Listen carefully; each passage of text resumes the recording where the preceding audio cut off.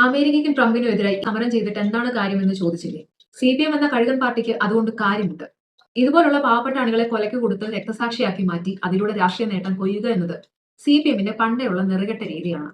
ട്രംപിനെതിരെ കോലം കത്തിച്ചതുകൊണ്ട് എന്താണ് ഗുണമെന്ന് ഒരു അടിമ സഖാക്കൾ ഇവരോട് ചോദിക്കത്തില്ല. പാർട്ടി എന്ത് വിഡിത്തം പറഞ്ഞാലും അത് അക്ഷരം പ്രതി അനുസരിക്കുക എന്നല്ലാതെ തലച്ചോറ് കൊണ്ട് ചിന്തിക്കാൻ ഒരിക്കലും ഇവർക്കാവില്ല. കാരണം ആ തലച്ചോറൊക്കെ എന്നേ ഇവർ ആ പാർട്ടിക്ക് അടിമപ്പെടുത്തി കഴിഞ്ഞു. ട്രംപിന്റെ കോലം കത്തിക്കുമ്പോൾ തീ പടർന്ന് മരിച്ച ഈ പ്രവർത്തകന്റെ വീട്ടുകാർക്ക് മാത്രമാണ് ഈ സമരം കൊണ്ട് നഷ്ടമായത്. പാർട്ടി ഒരിക്കലും ഇതൊരു നഷ്ടമായി കണക്കാക്കില്ല എന്ന് മാത്രമല്ല, ബക്കറ്റ് പിരിവിനിറങ്ങാനും കാശ് സമ്പാദിക്കാനുമുള്ള ഒരു കോളായി മാത്രമേ പാർട്ടി ഈ പ്രവർത്തകന്റെ മരണത്തെ കാണുകയുള്ളൂ എന്നതാണ് സത്യം. ഇത് പറയുമ്പോൾ പലരും നെറ്റി ചുളിക്കുമായിരിക്കും. ഒരാളുടെ മരണത്തെ രാഷ്ട്രീയം പറയാൻ ഉപയോഗിക്കുന്നു എന്ന് പുച്ഛിക്കുമായിരിക്കും. എങ്കിലും സത്യം പറയാതിരിക്കാനാവുന്നില്ല. സിപിഎം എന്ന കൊലയാളി പാർട്ടിയുടെ യഥാർത്ഥ മുഖം ഇതുതന്നെയാണ്. കപട രാഷ്ട്രീയത്തിന്റെയും സമരത്തിന്റെയും പേര് പറഞ്ഞ് പാവപ്പെട്ട അണികളെ ഇളക്കിവിട്ട് അവരെ കൊലയ്ക്ക് കൊടുക്കുക. അതാണ് ഈ കൊലയാളി പാർട്ടിയുടെ പതിവ് രീതി.